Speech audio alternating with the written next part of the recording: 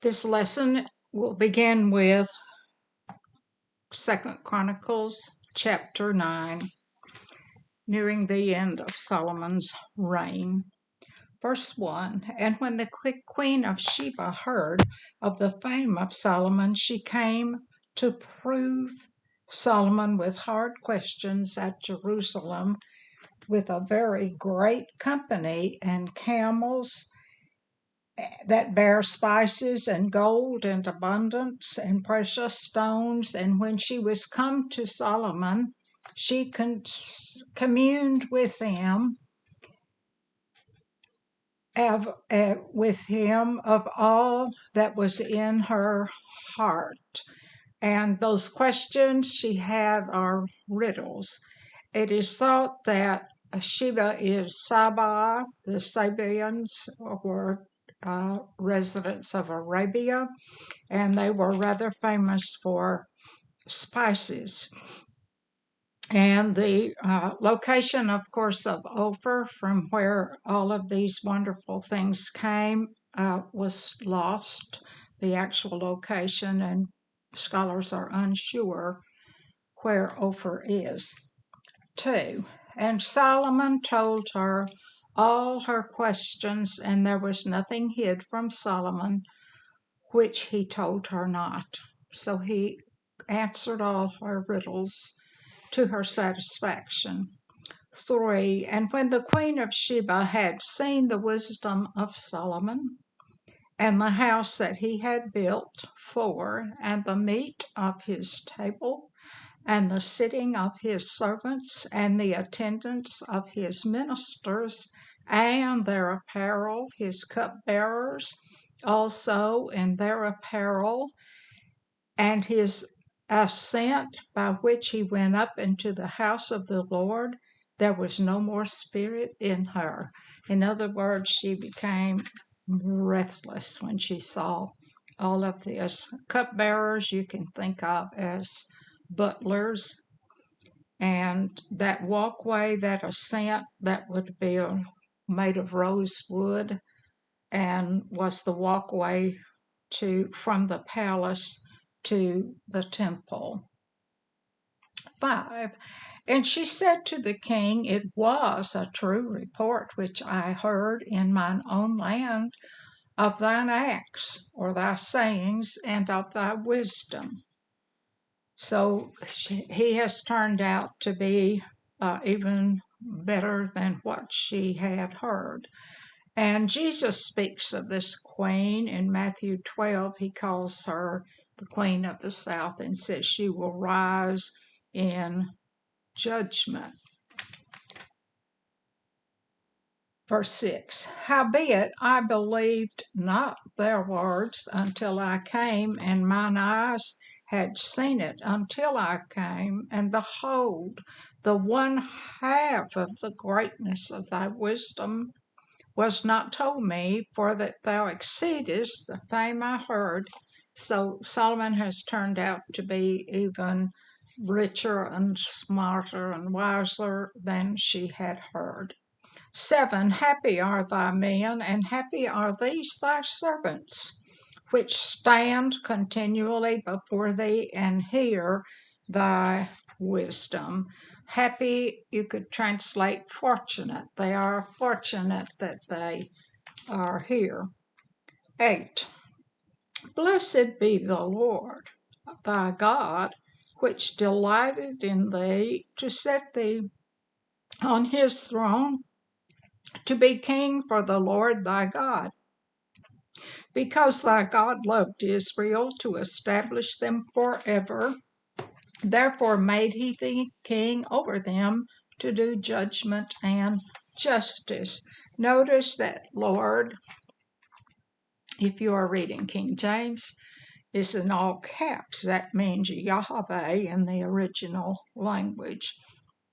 Now, she did not convert. She didn't go make a sacrifice. And of course, we learn in 1 Kings that he didn't reign forever. His offspring didn't even reign on. 9.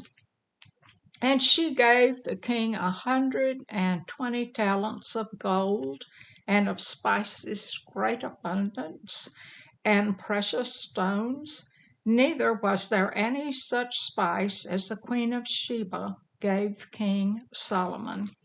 That would have been 120 pounds of gold. And of course, the spices that would have also included ointments and such as that from this place in Arabia.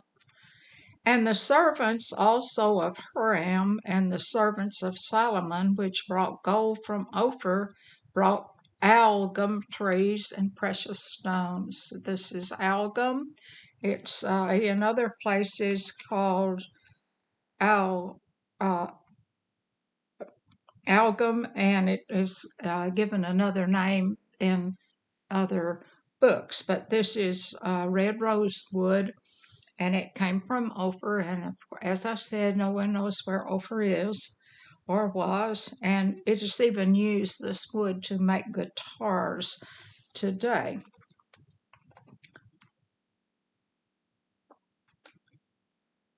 12. And King Solomon gave to the Queen of Sheba all her desire, whatsoever she asked, besides that which she had brought unto the king. So she turned and went away to her land, she and her servants. So she left. They gave each other gifts, and she left with her camels and her donkeys, if she had donkeys with her, loaded down. 13. Now the weight of gold that came to Solomon in 1 year was 666 talents of gold. Look at that number. It is 666, the number of the beast, Satan, who comes at the sixth seal, the sixth violin, the sixth trump. Bullinger rather translates this number 666 to be the height of man's desire. So Solomon is getting somewhat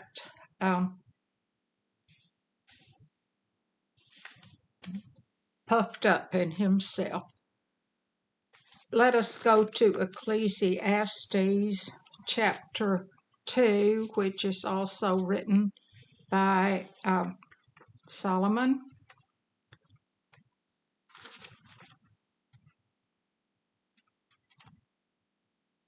Ecclesiastes chapter 2.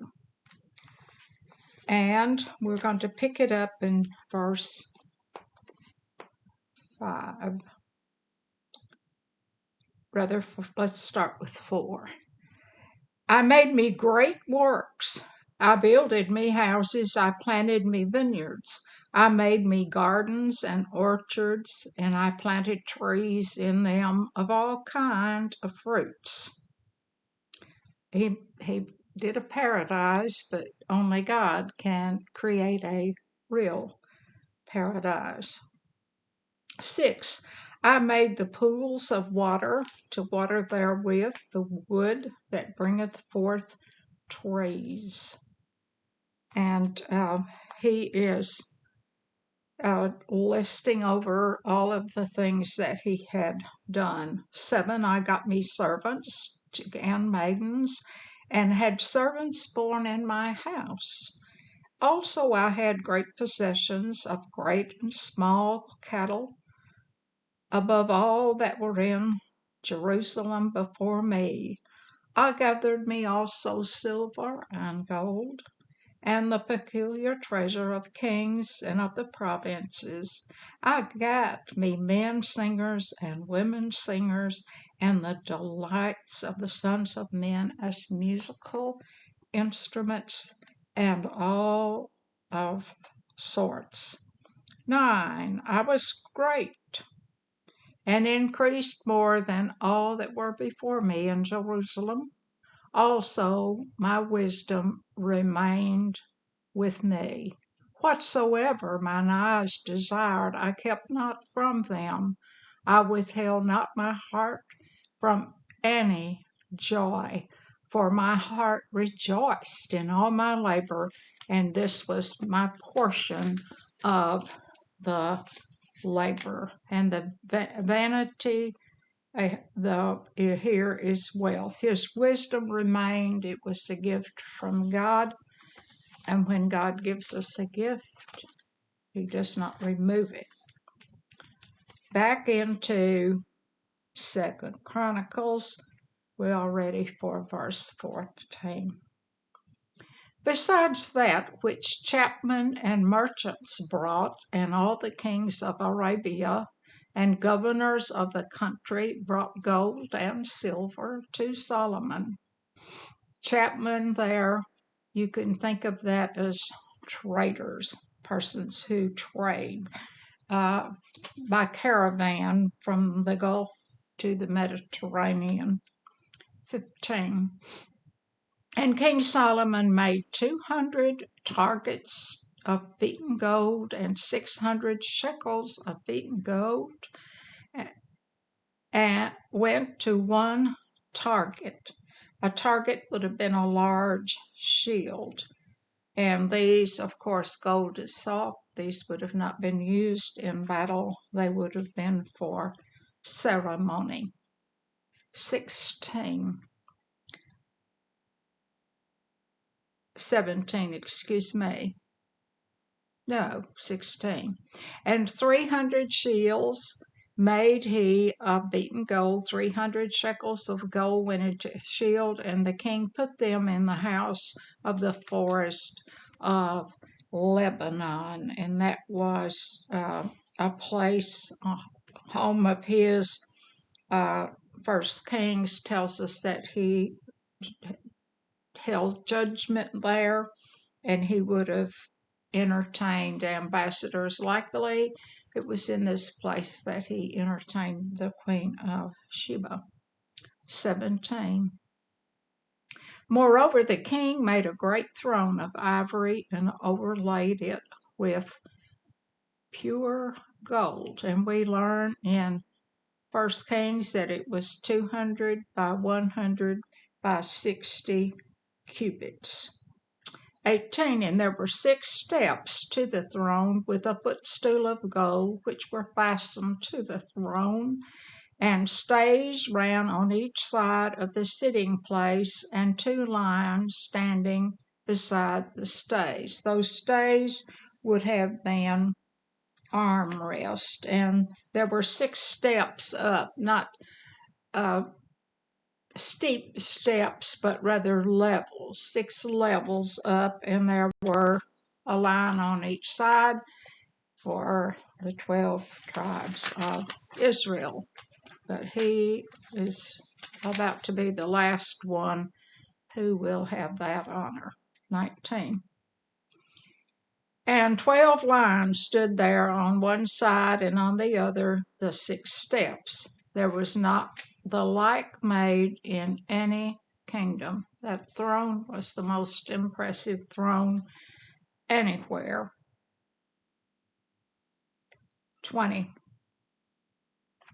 And all the drinking vessels of King Solomon were of gold, and all the vessels of the home of the forest of Lebanon were of pure gold. None were of silver. It was not anything accounted of in the days of Solomon. 21. For the king's ships went to Tarshish with the servants of Huram every 3 years. Once came the ships of Tarshish bringing gold, and silver, ivory, apes, and peacocks. Apes, you could read monkeys. They were likely for entertainment. And if we know that they got ivory, these had to have come from elephants. And the ships did not go to Tarshish, but they were called ships of Tarshish. Actually, they went to Ophir. And Bullinger, the great scholar thinks that perhaps this was in Rhodesia in South Africa, Southern Africa, but the place had been lost by the time of Ezra. No one knew where Ophir actually was. 22, and King Solomon passed all the things of the earth in riches and wisdom. 23, and all the kings of the earth sought the presence of Solomon to hear his wisdom that God had put in his heart. 24, and they brought every man his presents, vessels of silver, vessels of gold, and raiment, harness, spices, horses, and mules, a rate year by year. This would have been tributes, and this would have to keep peace and to be on Solomon's good side. 24 through 31 is pretty well a summary of Solomon's reign. 24, and they brought every man his presents. We did that. 25, and Solomon had 4,000 stalls for horses and chariots, and 12,000 horsemen, which he bestowed in the chariot cities and with the king as at Jerusalem. So he spread out his military. These chariot cities would have been cities that were fortified, not only with persons, but with weapons and everything that he might need to defend the nation. 26, and he reigned over all the kings from the river, that's the Euphrates, even to the land of the Philistines and to the border of Egypt. He had a very large empire. 27, and the king made silver in Jerusalem as stones, and cedar trees made he as sycamore trees that are in the low plains in abundance. So he had so much silver, it was just as common as rocks. And these beautiful trees were like just any little common tree, a sycamine that would grow all over the land. 29, and they brought unto Solomon horses out of Egypt and out of all lands. God said in Deuteronomy, when he laid out the rules for a man king, that they were not to go to Egypt for horses, and he's already done it once. And he's also taken a wife that was the daughter of Pharaoh. 20, now the rest of the acts of Solomon, first and last, are they not written in the book of Nathan the prophet, and in the prophecy of Ahiah the Shilomite, and the visions of Iddo the seer against Jeroboam the son of Nebat? And these are the books. Book is Dabar, meaning the book is Dabar in the Hebrew, means sayings, the prophets of God. And 31 to complete this chapter. And Solomon slept with his fathers, and he was buried in the city of David his father, and Rehoboam his son reigned in his stead. As we have learned, Chronicles is more a view from a religious standpoint than Kings, and it is rather necessary that we think about 1 Kings chapter 11 to understand the next chapter here in Kings in Chronicles, which is 10. Now, Solomon was recorded. He first got the daughter of Pharaoh, and then he took women of Moab, Ammon, Edom, Zidonians, and Hittites.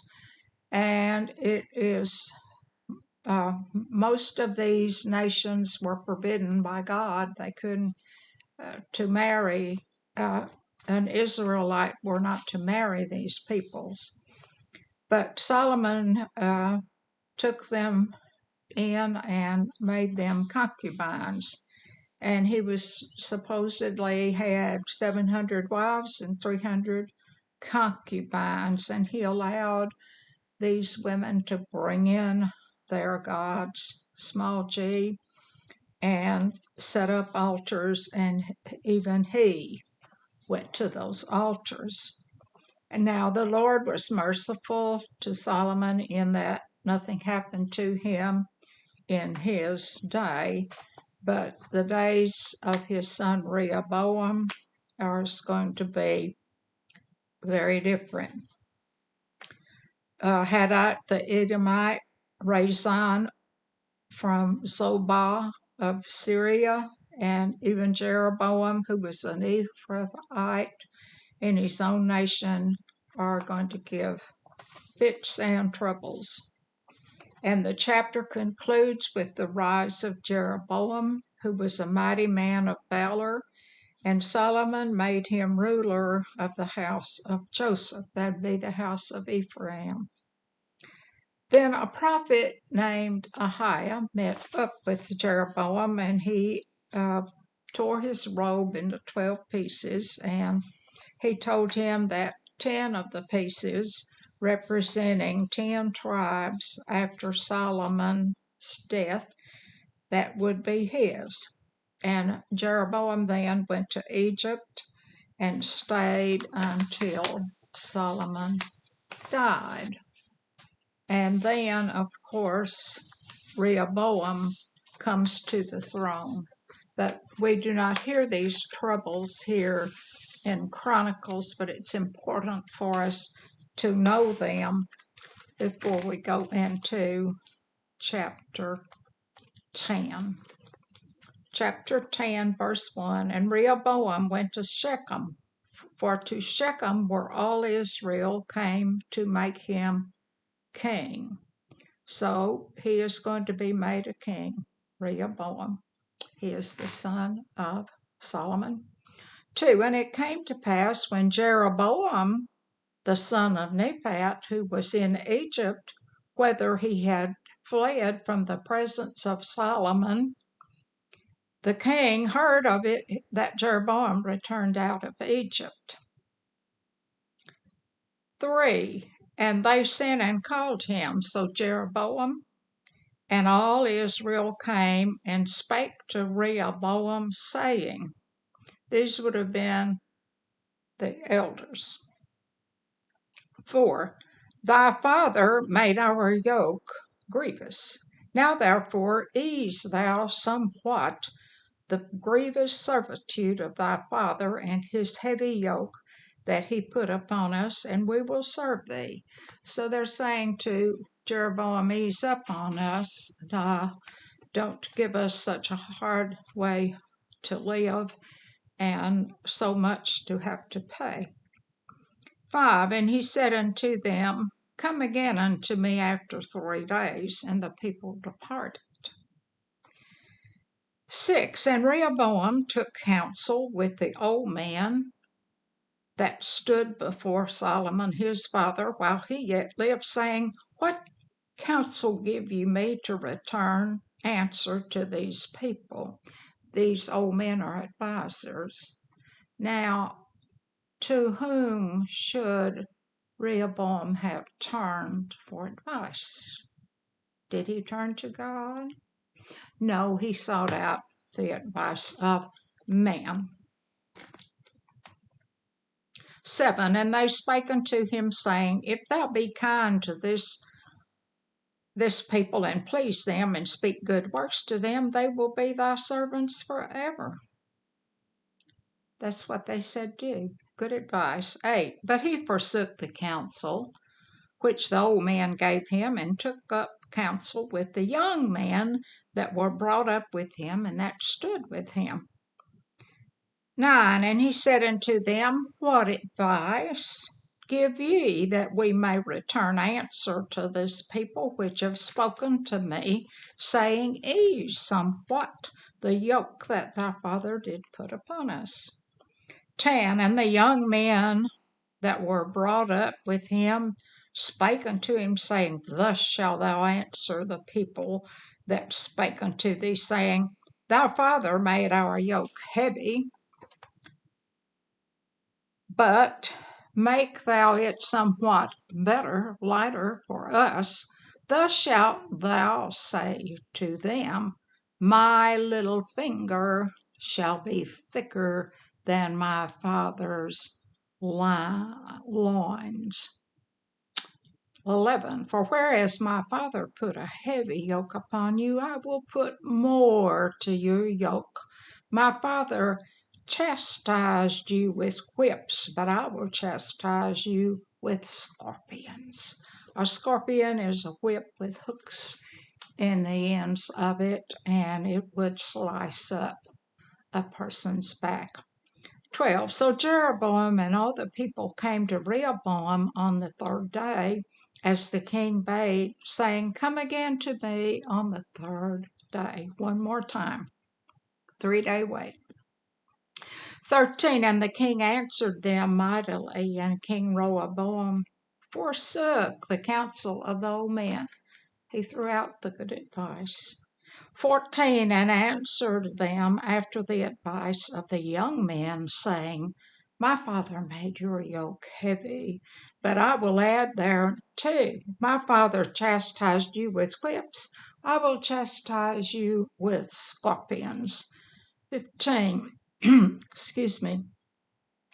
So the king hearkened not unto the people, for the cause was of God, that the Lord might perform his word, which he spake by the hand of Ahiah the Shalomite to Jeroboam the son of Nebat.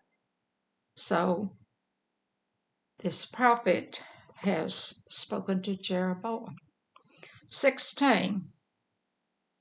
And when all Israel saw that the king would not hearken unto them, the people answered the king, saying, What portion have we in David? And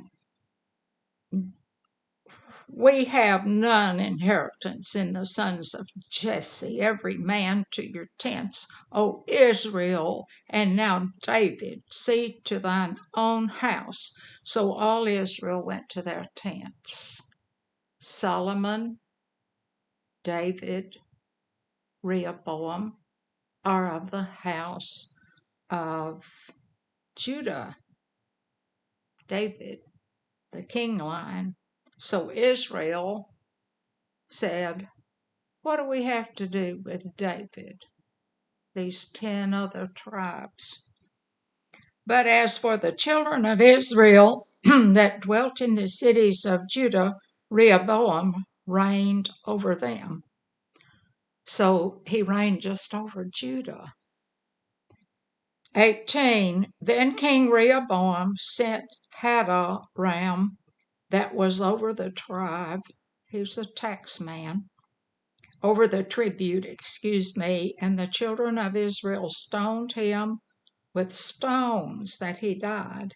But King Rehoboam made speed to get him up to his chariot to flee to Jerusalem. And Israel rebelled against the house of David unto this day, or unto the time of this writing. Jeroboam took the 10 tribes to the north. Judah was left, as was the house of Benjamin, and some Levites. And of course, we're going to learn that Jeroboam attempted to keep them out of Jerusalem by telling them, You don't need to go to Jerusalem. And he made some golden calves, as we will learn. And many of the Levites who knew that that was evil left and returned to Judah. the house is split. No more will a king rule over all of the 12 tribes. This video has been an outreach of the Dexter Global Methodist Church and the Essex Methodist Church in Essex, Missouri.